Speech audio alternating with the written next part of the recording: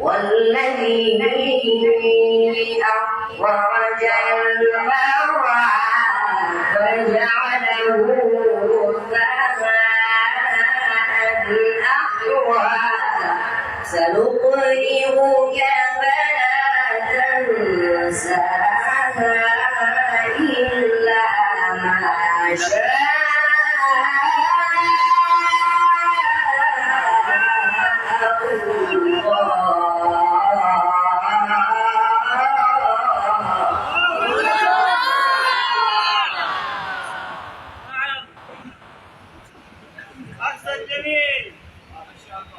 بسم الله الرحمن الرحيم